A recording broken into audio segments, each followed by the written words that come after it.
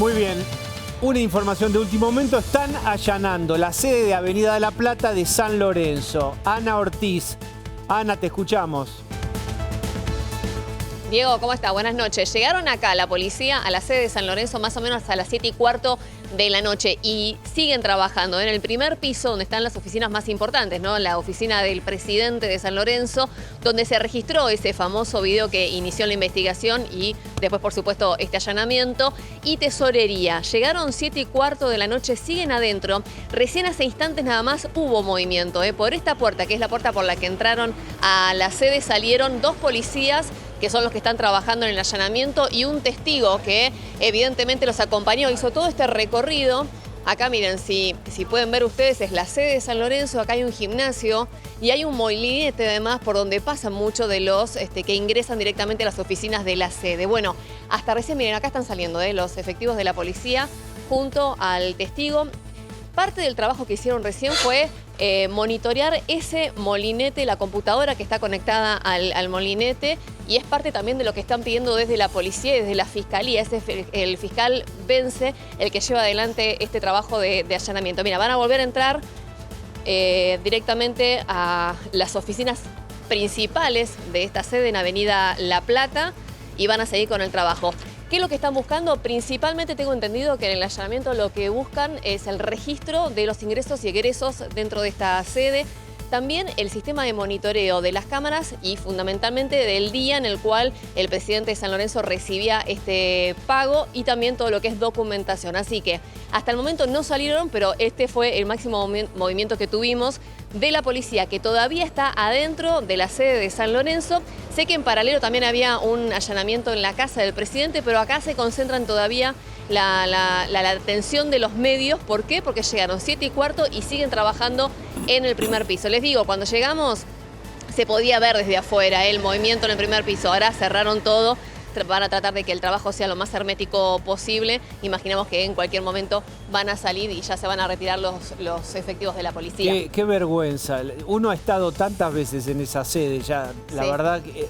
Y ver algo que yo quiero que me ayuden con esto. Yo no tengo recuerdo de un presidente de club de primera, digamos, de los grandes, ni siquiera sé si de los medianos, en flagrancia, metiéndose guita en el bolsillo de esta manera tan obscena.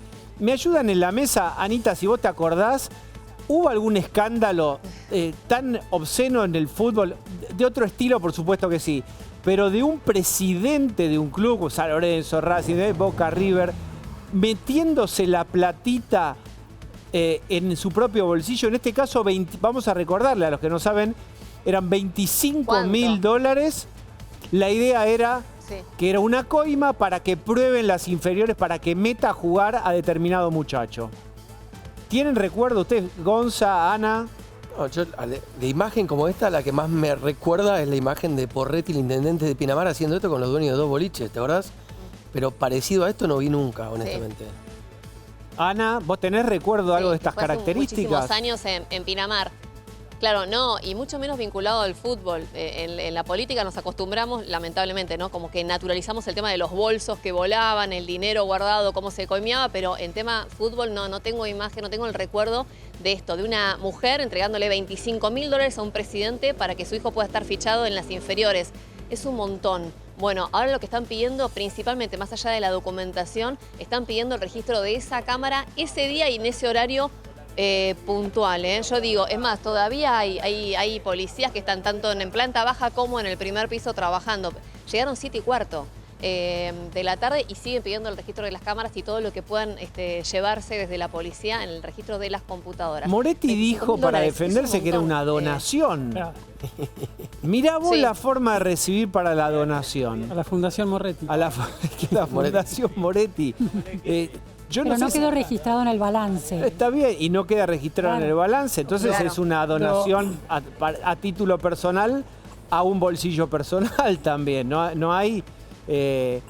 lo novedoso es esto de, entre comillas, una donación para que un chico pueda iniciar una carrera de futbolista en un equipo grande. Lo que es Vox Populi en el fútbol es lo que se reparte de dinero cuando hay un pase importante, sobre todo de un club de Argentina al exterior, pero esto de que una familia, si fuera esa la historia real, ¿no?, paga para que el chico pueda tener un lugar en las inferiores. No es donación.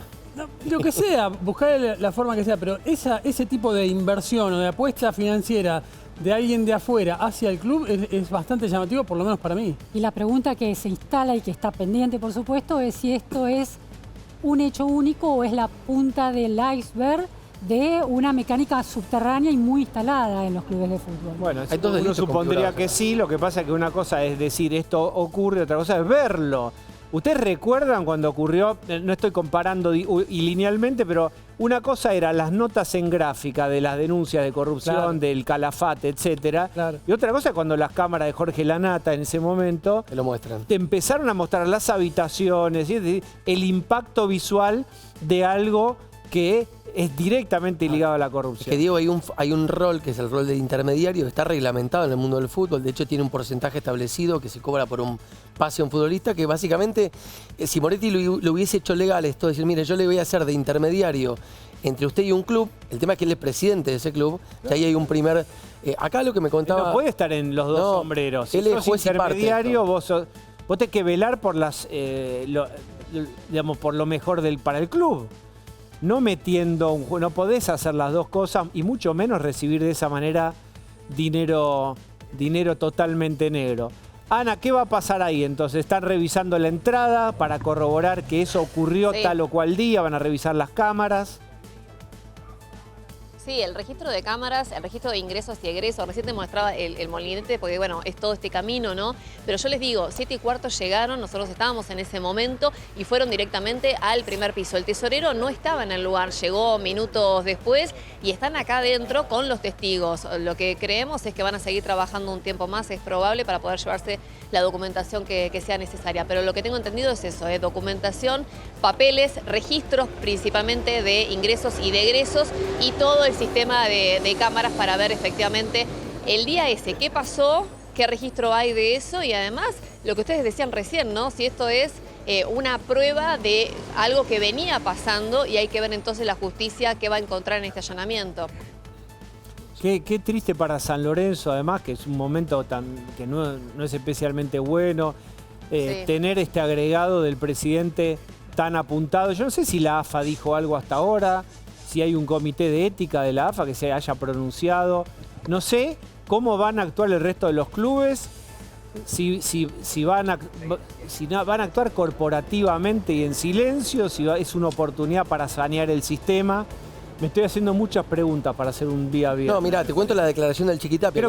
Creo que sé la respuesta. No, pero Dale. te la cuento. Dijo, no puedo opinar porque también me ha pasado a mí a lo largo... ¿Qué? A lo largo de esto, ¿Se perdón. incriminó? Perdón. ¿Qué? A lo largo Qué de bien, estos 8 ¿no? Qué años, bien, ¿qué? no sé, me deben haber metido 10 o 12 denuncias. Debo ser el presidente más denunciado en la Listo, historia ya del fútbol tomo argentino. partido. Ya está. Pero no, después dijo, sobre las gestiones de cada club de fútbol soy muy respetuoso. Cada club tiene su presidente, su comisión directiva, la votan los socios, yo no voto, no elijo presidente. Ya está, pero ya opinó. Bueno, relativiza cuando la dice, contundencia ya a mí, de la imagen, dice, no me sorprende, a mí 8 veces me quisieron invocar. Ya está, ya votó el Chiquitapia corporativamente. Por lo menos se podría haber dicho que investiguen, es interesante, no se puede manosear la ilusión de las inferiores, hay que ver si hay una red ahí. Por supuesto que ninguna declaración que se parezca a eso. Bueno, Ana, el procedimiento Sí, acá estamos está atentos. terminando, ¿correcto? Sí. Sí, yo imagino que en cualquier momento ya lo van a terminar porque empezó 7:15. Acá me decían, mira, un asambleísta, no hay concentración de hinchas ni de gente que forme parte del club desde que estamos nosotros, pero un asambleísta me decía que la información que tenían es que en cualquier momento lo terminaban. Yo les tiro esto nada más porque tengo entendido que además en este escándalo hay involucrados varios factores políticos. Por ejemplo, uno de ellos es el ex intendente de la ciudad de La Plata, Pablo Bruera. O vos me decías que uno registra de hechos de corrupción. Bueno, Bruera se fue de la ciudad de La Plata después de la trágica inundación, que él estaba en Brasil, se inunda la ciudad de La Plata. Digo, como algunas figuras que ¿Pero ya qué estaban hace acá? vinculadas a la corrupción aparecen de golpe con este caso. Yo no sé por qué está vinculado a esto, pero son como las figuritas que empiezan a aparecer cuando se destapa esta investigación, entre otras. Pero es una de las que tengo más que se me viene a la memoria cuando hablamos de corrupción. Hay que ver qué es lo que va a determinar la justicia, qué rol desempeñaba cada uno en esto, ¿no? En este principio de pedido de coima y que, bueno, hay que ver qué es lo que encuentran a partir de este allanamiento. Bien, Anita, gracias. Hasta cualquier momento, si hay novedades, nos comunicamos. Bien. Dale. ¿Qué les parece si hablamos de, por supuesto, mañana va a ser el entierro del Papa, pero hay una idea de llamar a una parte de la matanza Ciudad Papa Francisco? ¿Tenemos un informe? ¿No tenemos un informe? Nos metemos directo en el tema. ¿Quién me ayuda con esto? Parece que hubo algunos curas de la matanza que tuvieron la iniciativa de decir, ¿por qué no le ponemos a un sector? Bueno, justamente Papa Francisco. Está delimitado en alguna zona específica que ahora les vamos a mencionar. Sí. Está Daniel Echeverría, que es párroco solidario de la Unidad Pastoral Sagrados Corazones de Ciudad Evita. Daniel, bienvenido, ¿cómo estás? Buenas noches, muy bien. Contanos la noticia, porque es muy fresquita, a ver. Bueno, la iniciativa no es de un grupo de curas, es del obispo. El martes tuvimos... También decían que había sido de algunos curas, que había sido de abajo para arriba, pero bueno. Bueno, abajo está el obispo también, en la base. En la puerta de la catedral, en el atrio, celebramos la misa por la muerte de nuestro Papa Francisco, y al final de la misa el obispo nos propuso eso, ¿por qué no llamamos, no denominamos una parte de distrito inmenso en el corazón de la provincia de Buenos Aires, La Matanza, Papa Francisco? Un sector muy particular, con una historia de un vínculo muy particular del Papa Francisco con esa zona. El Papa Francisco, bueno, el legado de Francisco se sintetiza en esa frase que un cardenal le dijo cuando acababa de aceptar ser papa, cuando le dijo a ese cardenal brasilero, no te olvides de los pobres. Francisco jamás se olvidó de los pobres, tiene un vínculo con La Matanza. Bueno, yo hace 31 años que vivo ahí. En aquellos primeros años tuvimos un conflicto muy grande en el barrio, se llama Barrio 22 de Enero y Un Techo para Todos. Bergoglio me había ordenado sacerdote, entonces me llamó para preguntarme, Daniel, ¿la gente está comiendo? Bueno, puro evangelio, ¿no? Es decir, tuve hambre y me diste de comer. La preocupación de Francisco y de Bergoglio fue siempre esa. ¿Qué año era eso cuando hizo esa pregunta? El 2001. El 2001 me llamó por teléfono y su preocupación era si estábamos comiendo. Pero en esa zona que soñamos que lleve ese nombre hermoso de Papa Francisco, por ejemplo, está la Villa Palito, el barrio Almafuerte. Ustedes se acordarán del padre Bachi, murió en pandemia. Sí. Un vínculo muy estrecho del Papa Francisco con Bachi, además con nuestro obispo, 32 años de obispo. Hoy ustedes lo entrevistaron en la plaza de San Pedro al obispo Eduardo García. Y él viene poniendo los ojos en esa zona, bueno, empujó la regularización de las tierras, la urbanización. Ahí está la famosa Villa Puerta de Hierro, San Petersburgo, otra villa importante. Y nos decía el obispo al terminar la misa, hay nombres que estigmatizan. ¿Por qué no llamamos a esta zona Papa Francisco? ¿Cuál es el que estigmatiza? San Pete es un estigma. Puerta, Palito, son lugares que, bueno, sumamos a un taxi y pidámosle que nos lleven y no nos van a llevar seguramente. Hay un estigma sobre muchos barrios populares. Hay una limitación, Diego, que es importante marcar, que sería el Camino de Cintura, sí, la Ruta 3, la Avenida Cristianía, que es muy conocida también, entiendo que es donde está la planta de YPF, ¿no? Claro, ahí vivo yo y ahí vive Anaclet, que estuvo anoche después con está la Ruta 21, y después en vez de seguir hacia el Camino de Cintura hay con una especie de centro, lo que es el Pindo, Avenida Crovara, que es muy conocida, el Quila, y después vuelve a Camino de Cintura, como una C grandota en el corazón de La Matanza. Bueno, para cambiar el nombre hay que pasar por la legislatura, ¿verdad? Sí. ¿Y cómo está eso? Ahí hablaron con el obispo... Espera, déjame un paso atrás. El obispo nos hace una propuesta, esa plaza llena de gente, además con autoridades, bueno, nos acompañaba el intendente y gente del municipio, estalló en un aplauso y bueno, el obispo dice, bueno, juntemos firmas, veamos cómo. Después el procedimiento será, bueno, el que toque, ¿no? Pero sí, seguramente será la legislatura, el Pero Consejo Deliberante. el objetivo principal es el homenaje, obviamente, al Papa Francisco Sí. y volver a nombrar de otra manera, en teoría menos estigmatizante, esos lugares que podrían serlo hoy. Ese es el objetivo. Sí, honrar ese lugar, honrar el vínculo que tiene Francisco con ese lugar, el cariño que la gente tiene. Nosotros, en nuestros barrios, además de los altares con la Virgen, con nuestro Señor Jesucristo, la Virgen de Cacupé, que bueno, ahí hay mucha migración paraguaya, el pueblo paraguayo tiene un cariño particular al Papa Francisco, visitó Bolivia, Paraguay, y en todas nuestras casas hay una foto de Francisco. Francisco es parte de nuestra vida. Creemos que eso es coherente con el sentir de nuestra gente, pero además Francisco sabemos que no es un personaje solo eclesiástico de la Iglesia de los católicos. Francisco supera eso y Francisco motorizó, bueno, ahora, ayer lo decía el obispo, ahora lo podemos decir, hace 2 días no lo hubiéramos dicho, o 3, Francisco nos ayudó a pagar parte de los colegios que hemos hecho en esa zona, una escuela secundaria para chicos especiales. Estando él internado en esos 38 días de internación, le pidió a su secretario que le avise a Monseñor García que ya había conseguido fondos para eso. Por tanto, no nos inventamos una historia, porque bueno, tantos lugares estigmatizantes y tantos lugares de dolor ¿por qué te podrían resulta llevar el nombre necesario de decir que Francisco. no se inventa una historia? Viste que me dijiste, no se inventa. ¿Por qué sentís necesidad de aclarar eso? No sé, bueno, lo digo porque no es simplemente vamos a decir, un pronto del obispo, es un sentir popular. Bien. En la Hay zona. una comunicación, respondiendo a tu pregunta, Diego, entre el Tano Angelotti, que es un colega tuyo, Sí, el padre Tano. y el diputado provincial Tignatelli, que es, como decirte, el delegado de Máximo Kirchner en la Cámara de Diputados de la provincia de Buenos Aires, para pedirle que introduzca un proyecto de ley para llamar Ciudad Papa Francisco, que acá también hay un dato vinculado un poco a la historia del peronismo en La Matanza. Pensá, vos no le decís a las localidades Ciudad de Adrogué, por ejemplo, en mi caso, le decís Adrogué. ¿Cuál es la que tiene nombre de ciudad antes? Evita. Evita. Y está en La Matanza, pues se busca recuperar con un nombre la identidad y la dignidad de un lugar, según lo que dicen ellos, que está muy estigmatizado. ¿Qué piensa Lu?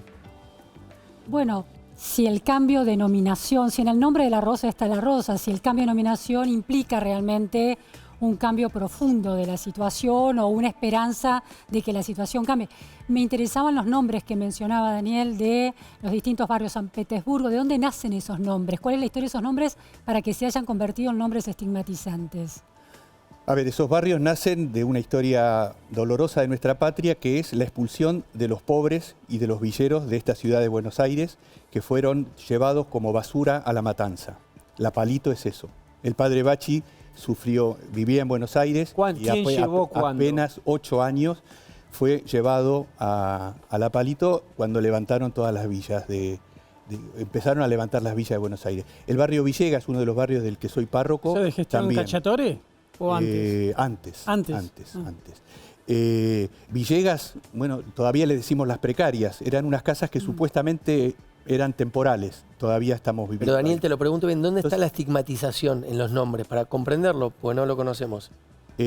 Bueno, preguntáselo a un remisero Claro, ya está que instalado. ponga Google Está bien. que te diga a dónde vamos. Me parece que un poco Luciana dice, y Gonzalo debe ir al mismo lugar, es que si no cambian las condiciones, también llévame a Papa Francisco va a ser un problema. Sí. No, a pero Papa Francisco no entro, discúlpame. el tema quiero es que las mucho al Papa, condiciones- pero hasta ahí no voy. En gran parte las condiciones las estamos cambiando y sobre todo desde la Iglesia. Es decir, si ha habido una propuesta de levantar toda esa zona, son las docenas de centros para recuperación de muchachos en adicción, uno de ellos ahí es vecino a mi casa y a casa de Anaclet, los centros para jubilados, para ancianos, los espacios de salud, las escuelas que hemos construido.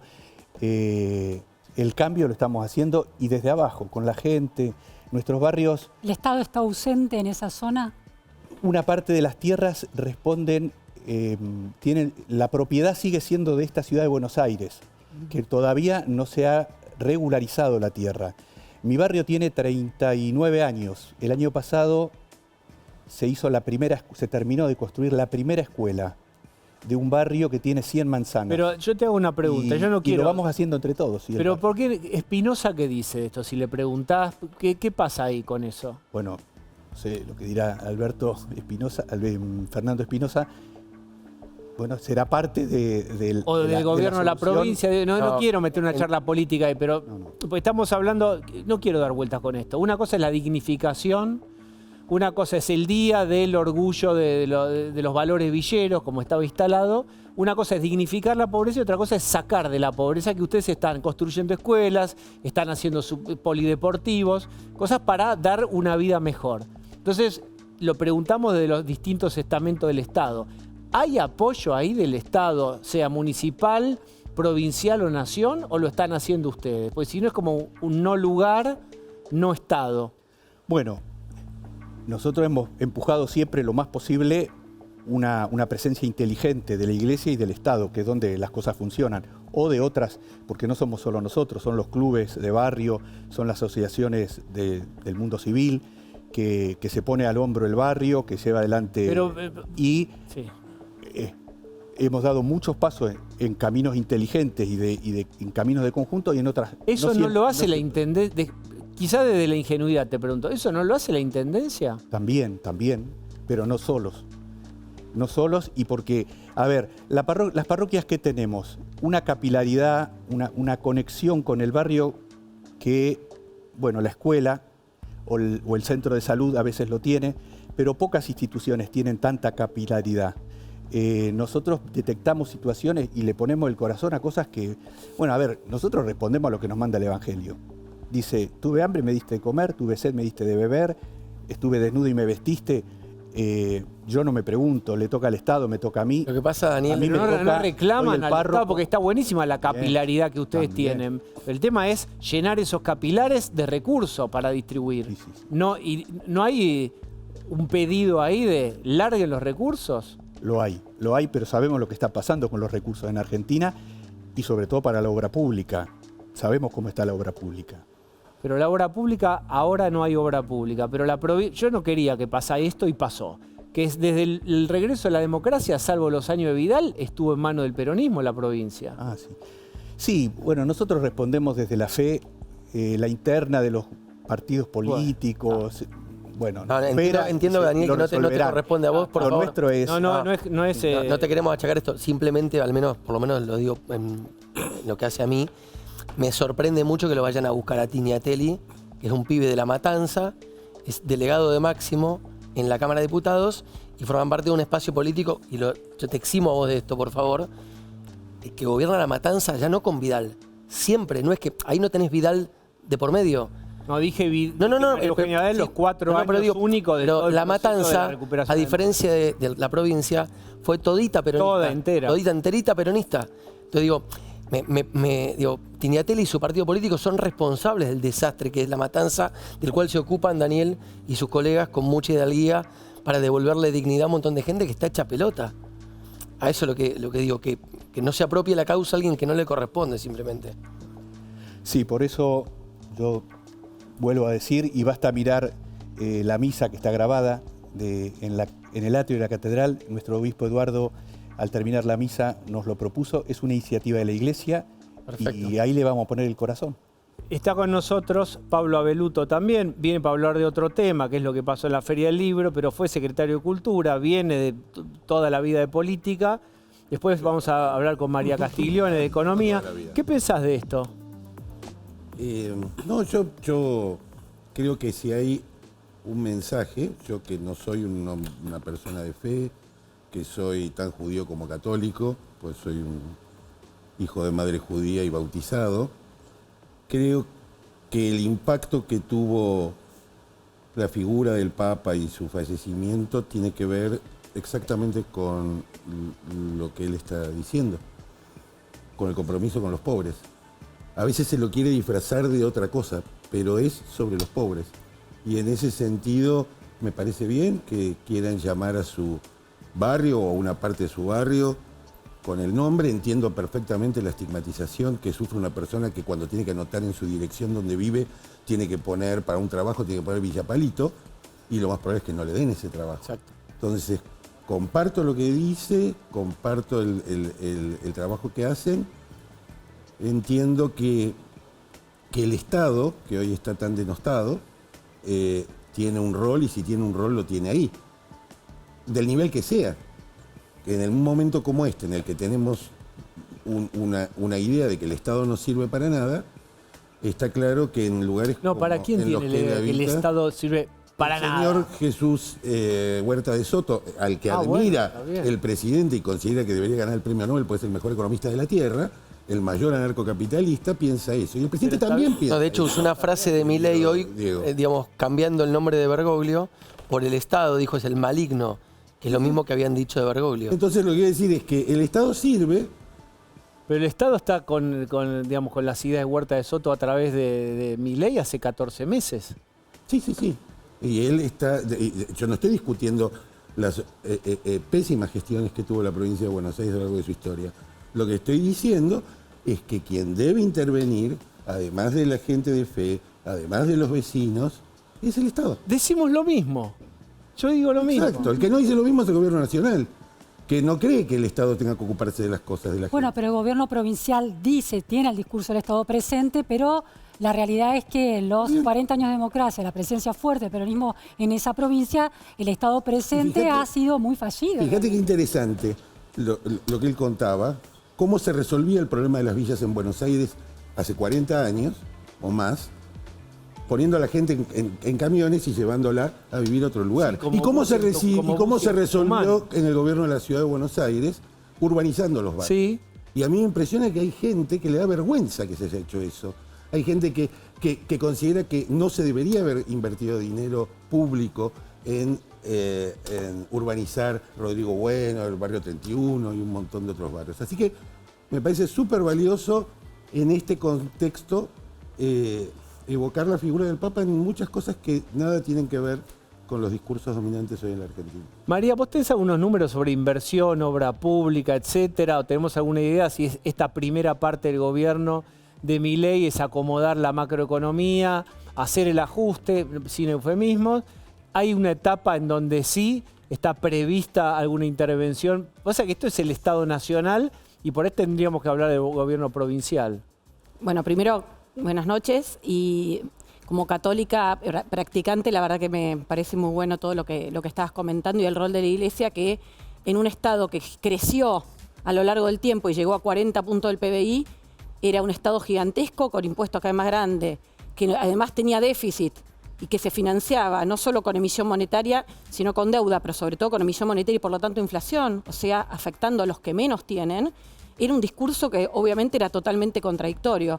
La mitad de esa plata, un poco más, era el gobierno nacional, pero casi 18% del PBI eran provincias y municipios. Es un gasto enorme que fue creciendo, pero cuando uno mira en qué fue creciendo, como bien planteaban, no generó los cambios en la infraestructura, en los servicios que hacen falta. Por eso es la crisis del Estado. Pero más allá del discurso que haya La tenido... plata estaba, pero no se La plata aplicó se ahí. usó, y cuando uno mira el gasto, hasta en educación aumentó el gasto público enormemente, pero el tema es cómo se usó ese gasto, porque los resultados están a la vista, ha sido un desastre, y claramente hay una mezcla de corrupción, de desidia, de falta de un pensamiento de qué queremos que haga el Estado, de superposición de gastos.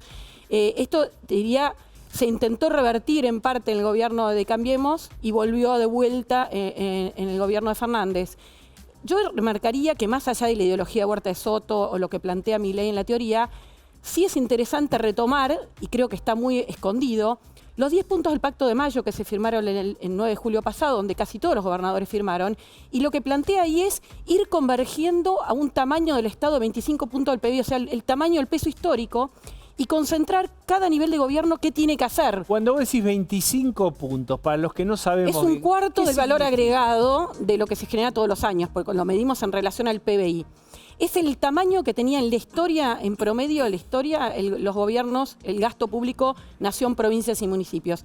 Y que se fue agrandando hasta más de 40 puntos del PBI, pero no es que mejoraron las previsiones, digamos, la salud, la educación, la infraestructura, la justicia, etcétera. Las prestaciones del Estado no mejoraron pese a ese aumento del gasto, pero para financiarlo aumentaron los impuestos, se crearon nuevos impuestos, tasas municipales, impuestos nacionales. Entonces es una combinación complicadísima, porque tenés más carga tributaria para aquellos que trabajan, para los que están en el sector formal, pero no hay servicios que justifiquen ese mayor gasto. Hoy se está atendiendo esa baja y yendo a tu pregunta puntual, el gasto en infraestructura en realidad ha sido siempre chico en relación al PBI, porque la urgencia, el 90% del gasto, por ejemplo, de las provincias es sueldos. Claro. En los municipios, prácticamente lo mismo. A nivel nacional, el mayor gasto es el previsional, pero sacando eso tenés casi todo gasto corriente. Es interesante preguntar a los intendentes cuánto les queda para hacer pavimento. Bueno, pero yo te diría la pregunta inversa. A ver. ¿Cuál es la eficiencia de cada peso que recaudan? Ahí hay mucha tela para cortar en la mayoría de los lugares. Y creo que ahí hay que poner el ojo. Cada peso que se le saca al contribuyente, ¿cómo se usa? Y de vuelta, como vos bien planteaste, la obra pública no toda es gobierno nacional.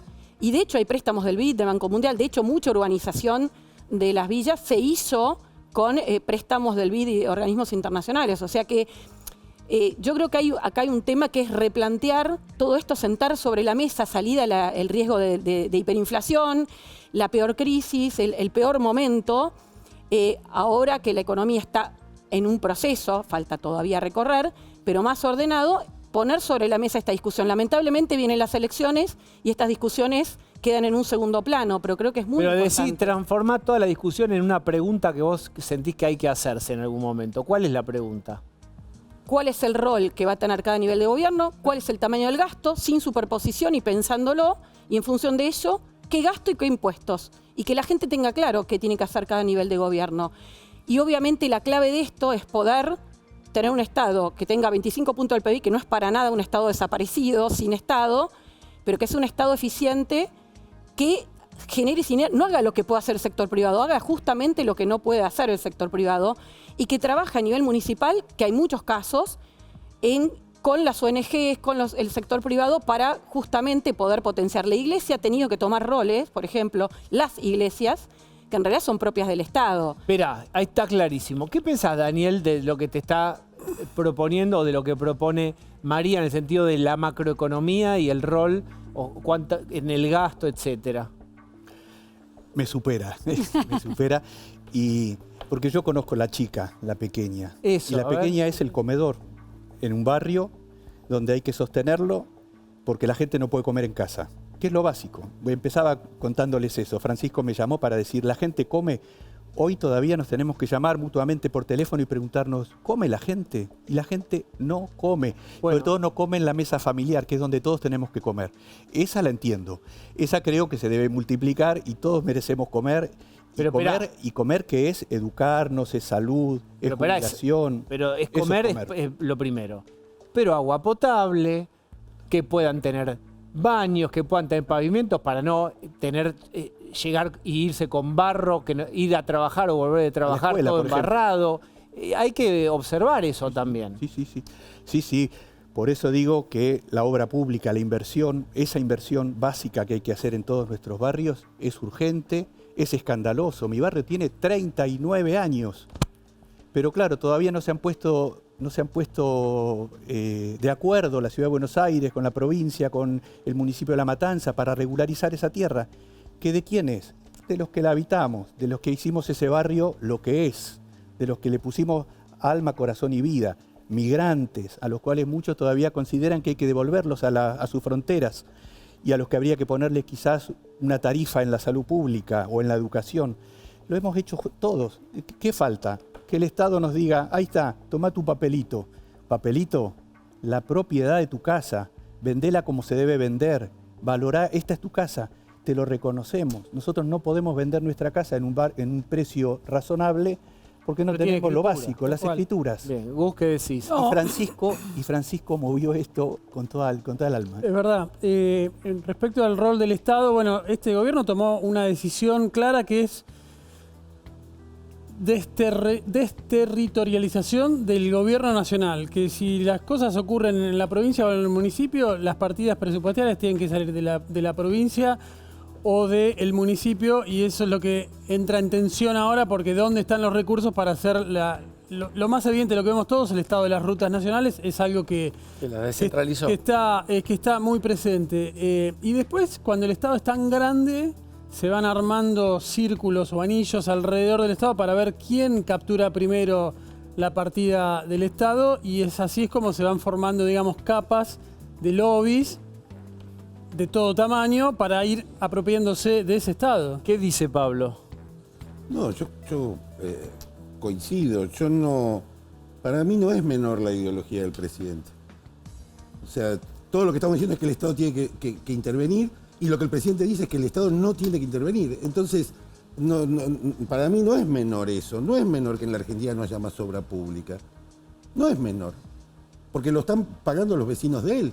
Pero yo estoy de acuerdo, Es decir, como lo yo que a mí me entiendo. hace ruido es que el recorte de que como si no llegara ahora la obra pública. ¿Hace cuánto que Pero vos el vivís señor ahí? está diciendo que hay gente que no come.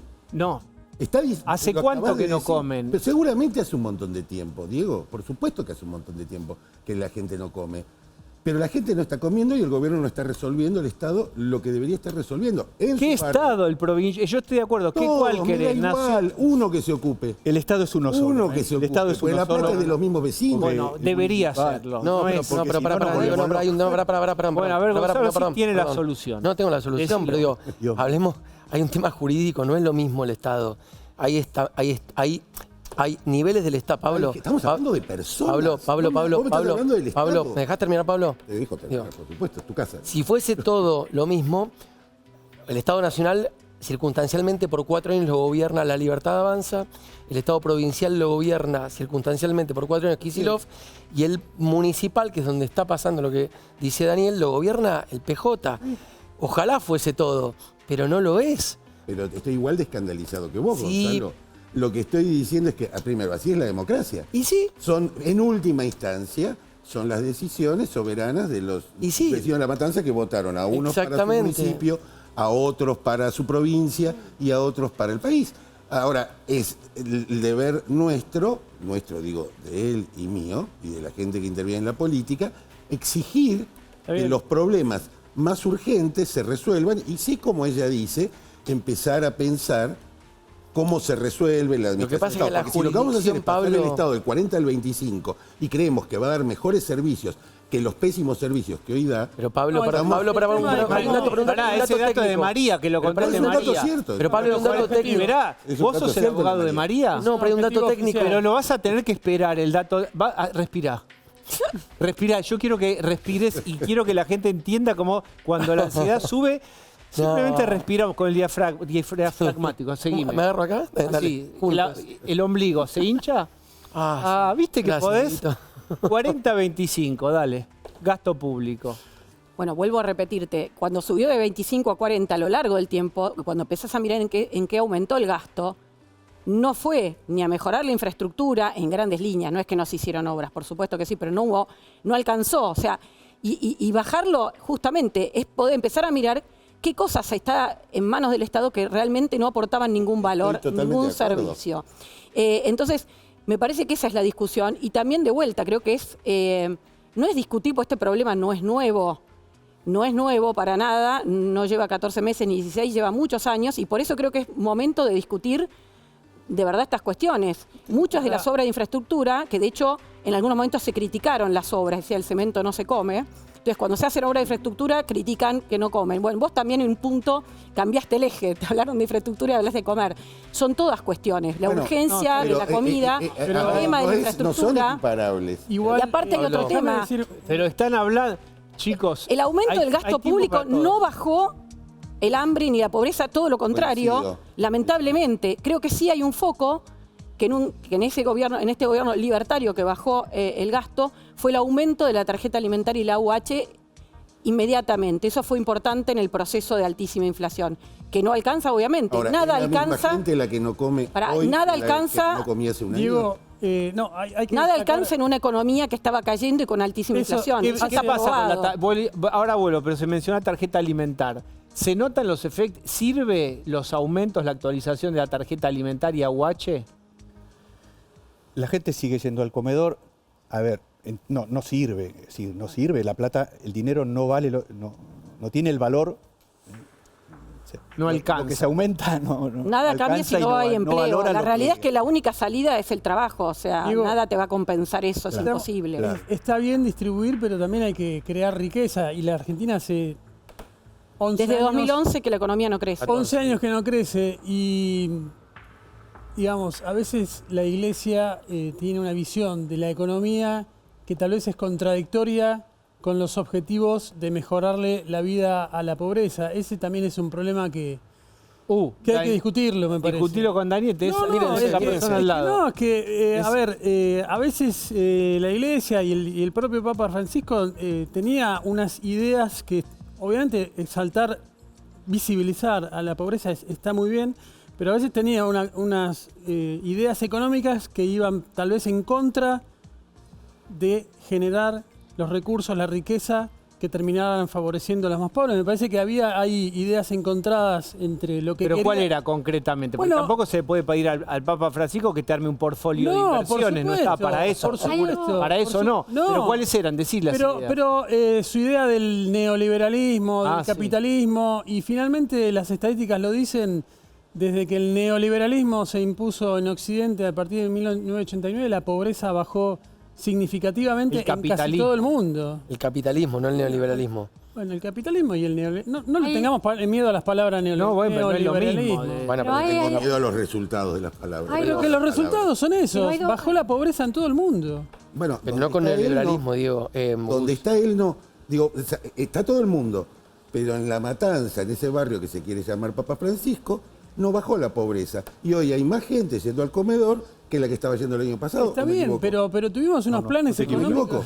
Entonces, tuvimos unas políticas consideremos- económicas que no iban de ninguna manera a favorecer la caída de la pobreza. No estoy diciendo que esas políticas fueran correctas. Yo pienso lo mismo que vos en eso. Lo que pienso es que hay más gente que está mal en el barrio donde él está, y lo que debería estar sucediendo es que el Estado, nacional, provincial, municipal, alguno, se esté ocupando. Porque seguramente lo que está pasando en ese barrio se está reproduciendo en un montón de otros barrios y en un montón de Pablo, los personas. Espera, Lu. Hay varios conjuntos de datos que me parecen súper interesantes. Primero, la AUH aumentó de noviembre de 2023 a febrero de este año 151% en términos reales. ¿Cuánta plata es ahora? No sé exactamente 300 cuánto y es. pico, 300. Pero la tarjeta... No, 180.000. 180.000 pesos. Bueno, pero no hay plata ¿Puedo para todo. ¿Qué terminar? querés que te diga? Y no, para los pobres ya sé que no hay Puedo, por este para gobierno. que quiero aportar esto. La tarjeta alimentar cayó en términos reales 16% entre noviembre de 2023 y febrero de 2025. Eso es un dato clave. Es decir, está desacompasada la ayuda social para los sectores más vulnerables. Pues hay otro conjunto de datos elaborados por Rodrigo Sarazaga, un politólogo jesuita, que con Andrés Esquipani, otro politólogo, hicieron un mapeo de la pobreza entre 2000 y 2020 para ver cómo había rendido la política social en América Latina, Argentina, Brasil, Uruguay y Chile. Argentina es el segundo país que más gasta en términos de PBI en ayuda social y es el que más pobreza tiene. El primero es Brasil en gastar. Chile y Uruguay tienen la mitad o un tercio de la pobreza medido en cantidad de dólares, X cantidad de dólares por día. Y quiero hablar de Chile puntualmente porque Chile es considerado desde este costado, desde este lado de la cordillera de los Andes, el caso modelo de economía neoliberal. Esa economía en la década del 60 en la década del 70 tenía un 60% de pobreza y la redujo a 6%. Con la política de libre mercado, apertura económica, esos son datos contantes y sonantes. Y el índice Gini, que mide la desigualdad en un país, mostró que en la década del 70 era de 0.50, cuanto más alto, más desigual es un país, y hoy es de 0.43 más o menos. Perdón. Es decir, hubo una mejora de esos indicadores. Igual, Lu, pero desigualdad. pará. Entonces, déjame terminar. Entonces, lo que quiero decir es el trabajo de Esquipani y de Sarazaga, que uno no podría decir que están plantados en el cuadrante neoliberal de la economía, De ninguna manera. llegan a una conclusión, que los países que mejores indicadores de pobreza y desigualdad tienen hoy en América Latina han recorrido un camino de crecimiento y de macroeconomía estable. Tal cual. Es decir, una economía saneada, abierta al mundo, que exporte, importe, que se sostenga con los parámetros racionales que se discuten hoy en la Argentina, es lo que ha dado resultados en términos de reducción de la pobreza y reducción de la desigualdad. Bien. Son datos. pero para ¿Quién dato- recoge estos datos? No, la UH, para que quede claro, son 82.164 pesos.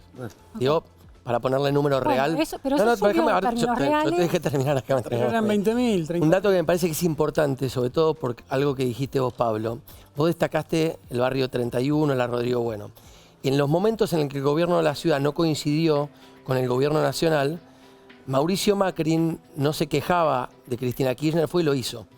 Mi pregunta es por qué Kicillof y Espinosa se quejan de Milei y no lo hacen. Preguntarles a ellos. Bueno, pero pido, para que quede claro que le corresponde el tema de la Lo que te quiero decir provincia. Es que los barrios se hicieron, están ahí, se pueden tocar, Sí, hay pero gente que vive. Lo que pasa es que los mismos que se quejan son los que la gobiernan. Eso es lo que quizás nos hace un poco de ruido. Bueno, porque tenemos un problema político de fragmentación real en la Argentina. Digo, en esto de que como el gobernador de la provincia es de un signo político y el presidente es de otro, no se reúnen a hablar, no se dirigen la palabra, solamente uno lo insulta al otro por las redes. O como el de la ciudad coincide o no coincidía con Cristina en aquel momento, entonces no se hablaban. Bueno, así no se hace. Así no funciona la política, porque nunca van a pensar todos como vos. Lo que pasa es que cuando Horacio Rodríguez Larreta conversó y en ese momento al inicio estaban en plena pandemia, Kicillof, Horacio Rodríguez Larreta y Alberto Cómo Fernández. creció la popularidad y después, Sí, por y después se supuesto, derrumbó. se vino a pique. Claro, y lo traicionaron a Larreta también, y después se lo acusó de haber sido ingenuo, etc. Es decir, tampoco fue muy fácil la idea del acuerdo y de la escucha activa Bueno, no con el tenemos una adversario cultura para político. eso. Bueno, Evidentemente, digo, venimos de una grieta, estamos entrando en otra. La sociedad, los partidos políticos están astillados como un blindex que le tiraron una piedra. Digo, tenés peronistas de todos los gustos, radicales para todos los gustos, el PRO está partido en tres pedazos. Digo, evidentemente, con un sistema político, digo, vos estás en Núñez, en Libertad, en la cancha de River, el PRO y la Libertad Avanza son enemigos.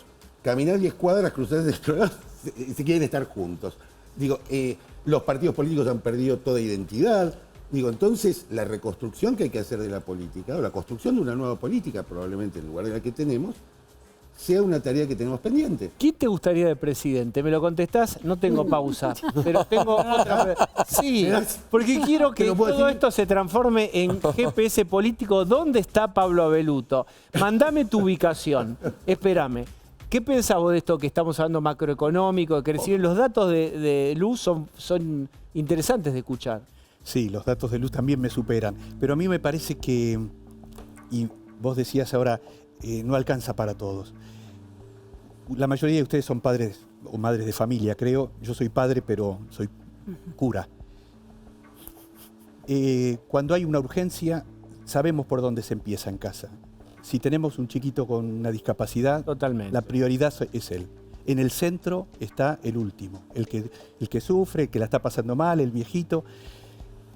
Eso es, bueno, para nosotros, para los cristianos, eso es evangelio. En el centro, los últimos. Lo que dijo Francisco, todos, pero siempre empezando por los últimos. Si esta economía nuestra no pone en el centro a los últimos, entonces no es evangelio. Lo que pasa, Daniel, Yo te perdón, pregunto ahí, con todo la iglesia respeto. no pone en el centro a los... Entonces, yo no puedo responder a ¿Quién puso en el análisis centro a los pobres? Jesucristo En los de Nazaret. No, pero de la política en los últimos años. No, por eso. Se está planteando, hay plata, no hay plata, cuánto alcanza, y decimos a veces, bueno, no alcanza para todo. Tiene que alcanzar, en primer lugar, para los más pobres. Si no alcanza para ellos, no se llega. O sea, porque, bueno, lo que se dice, esa teoría del derrame, el derrame no Daniel, llega nunca. ¿está en contacto los con pobres, Sandra Petovelo de Capital Humano? ¿Es fácil ese acceso? para nada, muy difícil ha sido. Y es escandaloso lo que ha pasado con la mercadería pudriéndose. Es escandaloso. Y que vaya a visitar a Francisco ahora. Bueno, Francisco lo ha superado todo, pero es un escándalo. Es un escándalo. No podemos avalar algo así. Porque ¿quién de nosotros dejaría pudrirse comida con un vecino muriéndose de hambre en la puerta de casa? No. Terrible. Y eso no es humano. Eso no hablemos de cristiano, no es humano. Por eso ese ministerio no se puede llamar así. no es humano. Bien, fuertes las palabras de Daniel Echeverría. Esto es algo que se escucha. La teoría del derrama, no sabemos si derrama y tarde. ¿Qué dirías? Bueno, yo creo que acá a veces se genera, obviamente, como una falsa dicotomía, que yo, como te decía, como católica practicante, doy clase en la UCA, soy egresada de la UCA, mi hija no para de ir a misionar a todos los lugares habidos y por haber, y me parece buenísimo, y creo que el rol de la Iglesia, además del apoyo espiritual, es estar cerca de los que menos tienen, pero no por querer ayudar a los que menos tienen, que es muy valioso, con la ayuda concreta de comida, etcétera, pero obviamente después capacitaciones, no se contradice con pensar que la salida es una economía que crezca, y esa economía tiene que tener determinadas normas, y la primera es lograr la estabilidad macroeconómica y ciertas reglas que el mundo ha adquirido, que ya hemos aprendido desde la economía. No hay una contradicción ahí. Y hay mecanismos para que el que menos tiene pueda salir, pero además desde lo macroeconómico, lo que te puedo decir como economista, si hay inflación, el que siempre va a correr de atrás es el que menos tiene. Entonces, eso es lo que hay que cortar de cuajo, que no se contradice de vuelta con en el camino ayudar, ver de qué manera se hace ese pasaje hacia la dignidad que sale de la educación, del trabajo, y que son cosas que se pueden ir de la mano. Y ahí, obviamente, en los gobiernos, y el gobierno municipal es el que está más cerca de los vecinos, es como que ese es el nivel, el que está más en contacto. Las provincias que tienen su rol en salud y educación, y el gobierno nacional, lo primero que tiene que aportar, y lo más valioso es la estabilidad macroeconómica, es que empiecen a haber inversiones para que la economía pueda crecer, para que pueda haber empleo. Como decíamos antes, la economía de 2011 no crece. La población creció en ese tiempo. La gente que trabaja, según los datos del INDEC, de la EPH, o incluso del OTSA, de la UCA, aumentó. La productividad, o sea, lo que producimos por habitante en volumen cayó 20%. No hay manera de que estemos mejor y que los que menos tienen estén mejor, pese a que el gasto social ha venido aumentando. Yo creo que lo positivo es que ahora haya gasto social más direccionado, específico, que le llegue a cada persona que necesita, y no que se meta en el medio de la intermediación, la corrupción. Pero igualmente, nada alcanza si la rueda no empieza a girar y la economía no crece. De vuelta, eso no invalida que los distintos niveles de gobierno tengan políticas enfocadas a resolver eso, y también están los organismos internacionales que se enfocan y colaboran, pero firman acuerdos y digamos, financian ese tipo de obras que son de más largo plazo. De hecho, la 31 y algunas otras se hicieron con aportes del Banco Mundial también, de colaboración, porque son proyectos de largo plazo que no se recuperan, y que en la emergencia económica los gobiernos no tienen los fondos para poner rápido. Pero creo que es algo, digamos, que se puede resolver y que da impotencia en un país como Argentina, que siga habiendo gente que no puede comer. Pero que realmente la solución está no en esa dicotomía, sino en ordenarlo. De vuelta, en una economía con una inflación de 12% mensual, como tuvimos durante el 2023, es imposible organizar nada, ¿no? Desde lo económico hasta cómo cubrir la canasta básica, ¿no? Bien. ¿Me permiten cambiar de tema? ¿Podés contar, Luciana, qué pasó en la Feria del Libro? Bueno, la historia vuelve a repetirse. La Feria del Libro fue, en lugar de ser un lugar de encuentro y de intercambio argumentado, un diálogo constructivo, se convirtió nuevamente en un choque entre la autoridad, el secretario de Cultura de la Nación, Leonardo Sefirelli, que intentó dar su discurso en medio de un abucheo en la inauguración de la Feria del Libro. Esto remonta también a la gestión de Pablo Belluto, cuando fue secretario ministro de Cultura del gobierno de Cambiemos, que en 2018-2019 tuvo que afrontar, aquí vemos las escenas de ahora. A ver, vamos a escucharlo. Vamos a ceder sin cargo las instalaciones del Palacio de Libertad para que la Feria del Libro Infantil y Juvenil pueda desarrollarse durante todo el mes de julio como el año pasado. La gestión del presidente Milei consiguió 2 hitos enormes para la economía de nuestro país. ¿Lo sacaron ustedes el cepo o lo sacó Milei? La salida del cepo y bajar la inflación. Esto nos abre las puertas a una nueva era de libertad, de crecimiento real y de confianza en el futuro. Pero no olvidemos que Argentina sufre las consecuencias de una economía mal administrada y que más del 30% de nuestro país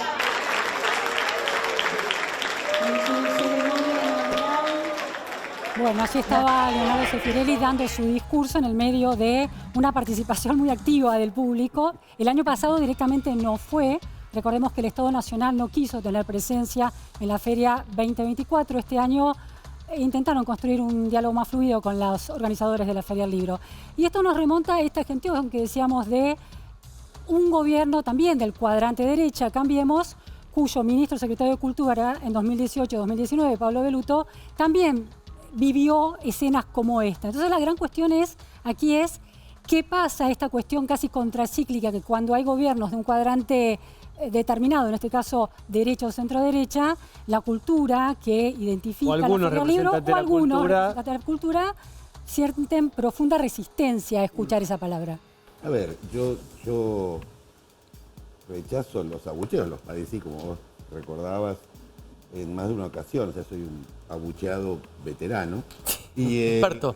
Claro, me acuerdo una vez, el reclamo no tenía nada que ver con el mundo de la cultura, era un reclamo al gobierno de la ciudad. Por la Unicaba. Por la Unicaba. Y entonces un chico vino un chico que quería hablar, y yo le dije, bueno, habla. Y después sigo yo con mi discurso. Es decir, a veces, digo, no guardo rencores por esas cosas, no me gustan, me parece que están mal, me parece que muestran un grado de autoritarismo. Me parece que si vos no querés escuchar al tipo que va a hablar, podés no ir, podés levantar e irte, o podés abuchearlo al final, si lo que te dijo, como en el caso de las cosas que dijo Cifeli, son una tontería, te ofenden, son provocaciones, o son o no estás de acuerdo simplemente. Es decir, yo defiendo que vos puedas no estar de acuerdo, pero no que impidas el uso de la palabra otro. Digo, cuando uno intenta conversar. En ese sentido, me parece que hay...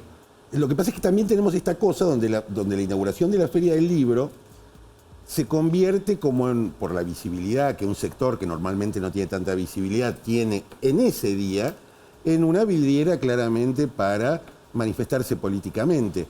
Creo que el autoritarismo en la Argentina no es ni de izquierda ni de derecha. El autoritarismo en la Argentina está presente desde hace muchísimas décadas y hoy está presente en el gobierno y está presente en otros que no piensan como el gobierno.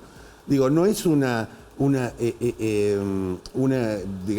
enfermedad el autoritarismo de un color político. Tiene que ver con la degradación de la convivencia, probablemente con los temas que hablábamos antes, con la imposibilidad de la conversación, con la imposibilidad de escuchar al que no piensa como vos, con la imposibilidad de no poder manifestarte sino gritándole mientras está hablando. Y eso da pena, porque en el fondo creo que somos mucho más como sociedad que esa crispación permanente entre el que piensa como yo y el que no piensa como yo, que además están de esta época, ¿no? Bueno, vamos a recordar que a Pablo Belluto no es que lo silbaron, giraron, le dieron la espalda, casi como en una performance. En una pasó eso. En una coreografía. Imagínate que el tipo está hablando y todos se ponen de espalda y se cruzan de brazos a modo de rechazo. Sí, a ver, eso no me molesta. Cuando vos sos liberal de verdad, la diversidad, el pluralismo, el hecho de que otro no piense como vos, es parte de tu ADN. Digo, no es que tenés que exigirle a todos que estén de acuerdo con vos. A mí si te das vueltas y digo, no vas. Digo, probablemente muchos no estaban enojados personalmente. Yo no sentía que estuvieran enojados personalmente conmigo. Estaban enojados probablemente con el gobierno, con la gestión del gobierno nacional, probablemente con las cosas que hacíamos o no hacíamos. Ahora, Pablo, ese tipo de reacciones, si uno rastrea la historia de la Feria del Libro, cuando hay un signo político determinado, por ejemplo, el kirchnerismo, no se dan cuando los funcionarios del Estado Nacional van. Entonces, claro, las autoridades de la Feria del Libro simpatizaban con el gobierno. Y el público reunido ahí. Y el público también, bueno, antes, porque ahora los actos que ha tenido Milei, Agustín Laje, Nicolás Márquez, todo el grupo de fanáticos de la batalla cultural, ha tenido éxitos de público muy, muy grandes. O sea, yo ya no estoy tan seguro de esa idea que un poco yo la recuerdo en la época de la gestión en cultura, de que la cultura es kirchnerista, la cultura... Digo, me parece que hoy está más desparramado. De hecho, te digo una cosa, Pablo, que es interesante. Pasa siempre en la inauguración. Después como que la cosa afloja a lo largo de la feria. A mí me pasó, yo presenté mi libro el año pasado con el jefe de gabinete y vino a la Feria del Libro, vino una persona a insultarlo y enseguida la seguridad de la Feria del Libro lo sacó. Inmediatamente lo corrió. Para mí es fundamental saber cómo es el nombre del libro. La presentación del libro de Gustavo Noriega sobre el Pero decilo, No, fue hace un año, pero fue un chivo. Queremos el título. La gestión del diálogo se llama. Justo la gestión del diálogo. Justo a propósito. Yo recuerdo cuando trabajaba en la industria editorial, habíamos publicado un libro de Gustavo Noriega sobre los fraudes en el INDEC y cayeron barra bravas y revolearon sillas en ese momento. Digo, el riesgo para mí es la intolerancia. Y ese no es un riesgo de unos o de otros, digo, o en todo caso es un paso que han dado muchas veces, digo, cuando se le impidió a Vargas Llosa iniciar el inaugurar en el año 2011. Digo, Carta abierta, ¿no? Fue muy activo, impidiendo. Y ahí está Horacio González, que en otras cosas te puede gustar o no, pero uno no suponía que iba a impedir. Digo, hay que pedir que no venga un auto. De lo que nos tenemos que cuidar, digo, y me incluyo, es de la intolerancia. Que está hoy en la era de las redes, en la era de Twitter, en el mundo polarizado en el que vivimos, está al alcance de la mano, está a un clic. Pero te hago esta pregunta. Vos sos muy crítico de la gestión actual y de la figura del presidente. ¿Cuánto hay de relación causa y efecto en una Argentina y en una apropiación hegemónica de la superioridad moral ideológica que hizo el kirchnerismo en relación, por ejemplo, a la cultura, a lo que era correcto, a lo que era virtuoso sostener, y la deriva que tiene ese espíritu casi de cancelación a otras ideas en la elección de un presidente tan a contrapelo de todo? Es posible que tengas razón. Yo creo que ahora eso no justifica ni a unos ni a otros.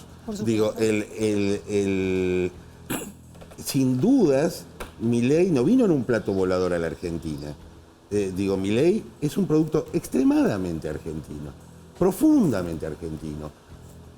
En su intolerancia, en su autoritarismo, en su manera de putear al que no piensa como él, en su lenguaje, en sus apariciones públicas, es eso. Y sin dudas eso interpela el interés y la identidad de una parte significativa de los argentinos. Digo, es una parte, tal vez una parte de nosotros que no quisimos ver, una parte de nosotros que no nos gusta, a algunos, y tal vez a otros sí, pero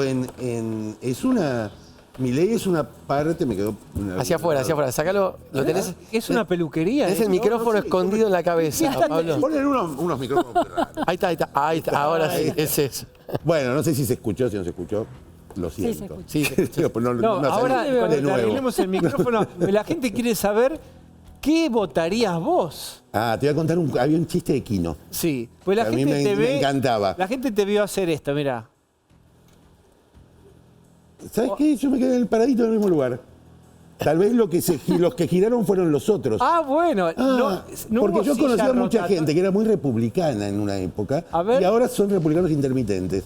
Son republicanos cuando gobiernan ellos, pero cuando gobierna el autoritarismo no son tan republicanos. Hay gente que antes le importaba los que pensaban diferente, cuando los que pensaban diferente eran ellos. Ahora que los que pensamos diferente somos otros, esa no es una preocupación de la que se hable tanto.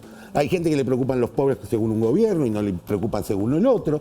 Digo, yo tengo esa visión. Yo, sin dudas, fui muy Pero, por ejemplo, autocrítico con respecto. Vos? ¿Qué pensás de Macri? Que se equivocó. Se viene equivocando muchísimo desde que perdió el poder, desde el año 2019. Se equivocó mal. ¿Estás en contacto con él? No, hace mucho que no.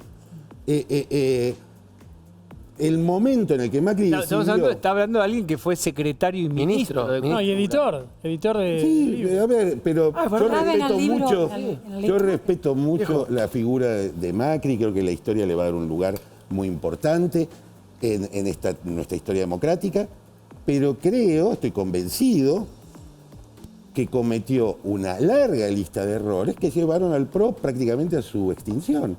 Y a un partido que ya no sabemos si es oficialista, si es opositor, en una cuadra es oficialista, en otra cuadra es opositor, digo, a dirigentes que se van. Entonces mi sensación es que... ¿Y Larreta que se fue, qué te parece? Me parece, mira, no es que él se fue. Yo no sé si ustedes se acuerdan cuando ganó Milei, hubo una estampida de dirigentes del PRO hacia el Hotel Libertador. donde estaba Milei esa noche, seguramente ustedes estaban trabajando y lo vieron. Y hubo uno que no fue. Caetano Veloso tiene una canción cuando ganó Bolsonaro, en la cual él dice, eu não vou, que en portugués quiere decir yo no voy. Bueno, Larreta no fue con Milei, no fue a celebrar el gobierno de Milei. Y para mí eso tiene importancia. En una política Pues como ya la que tenía un estamos problema viviendo... casi personal entre ambos. No, pero no fue por un problema personal. No, bueno, pero Fue en por un un problema de momento- convicciones, que no es lo mismo que los problemas personales. No, había personales también. Probablemente los hubiera, pero en cualquier caso no fue. No fue. Digo, cuando vos no vas, estás sentando una posición. Y yo esas cosas, esos gestos, en una política que está acostumbrada a que hoy te digo una cosa, pero mañana te digo otra. Hoy estoy en este partido, pero mañana estoy en el otro. Hoy estoy a favor de los pobres, pero mañana no me importa. Pablo, está bien, En un partido vos- como eso, la actitud de Larreta para mí es valiosa. No fue a ver a Milei, pero se fue del partido que fundó, que creó, que construyó. Se y que fue del partido que consolidó. ya no tiene nada que ver con el partido que fundó, que creó y que construyó. Ahora es un cultor y un defensor del diálogo político que se va y rompe. ¿No es contradictorio eso? No hubo posibilidades de diálogo. Nadie le preguntó a nadie si quería votar a Milei. Nadie le preguntó a nadie. Nadie hizo un balance de la estrepitosa derrota de Patricia Bullrich en las elecciones. ¿Y la de Horacio Rodríguez Larreta hizo un balance? Preguntáselo a él. No, Digo, bueno, pará, derrota- ¿fue estrepitosa o no? Sí, fue durísima. Claro que fue durísima. Pero no, yo no estoy diciendo que no lo haya sido. Pero eso marca claramente, las actitudes fueron muy diferentes. Patricia Bullrich perdió y a la semana estaba en el gobierno de Milei. Vamos por Horacio la- Larreta Esperá, perdió esperá. y se quedó Esperá. pensando cómo seguía su vida Ahí política. va. Hidrátese, tome agua. Daniel, estabas escuchando atentamente. ¿Qué? Sí, no, otro fenómeno profundamente argentino, y por eso estamos acá, es Francisco. Y Francisco, bueno, además orgullosamente argentino, ¿no? Lo podemos decir.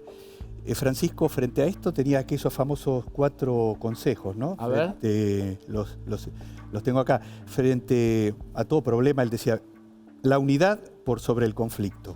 ¿De qué decía para los programas de televisión de debate, Francisco?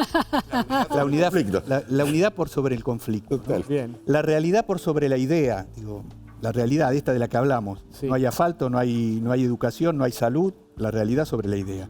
Todo es más, el todo es más que la suma de las partes, dice, el todo es más que la Así suma es. de las partes, maravilloso eso, ¿no? Y el tiempo es superior al espacio, ¿no? Miren la paciencia que tuvo Francisco para que nosotros podamos celebrar a este Papa, lo que nos costó aceptar, celebrar, honrar a este Papa, a todos, ¿eh? La Iglesia Argentina le llevó su tiempo, personalmente me llevó un tiempo superar a Jorge Mario y aceptar a Francisco, maravilloso. Entonces, bueno, démonos tiempo, miremos el todo, no vivamos de ideas, creo que mucho tiene que ver con eso, vivimos de ideas y la realidad está ahí todos los días, ahí la tocamos, no hay mucho más que hacer. Bueno, No, me la parece realidad se maravilloso. modifica con ideas, pero la podemos seguir. Te volvemos a invitar, a todos los volvemos a invitar. Pero ahora tenemos Pero que ir muchas a gracias. una tanda, por favor.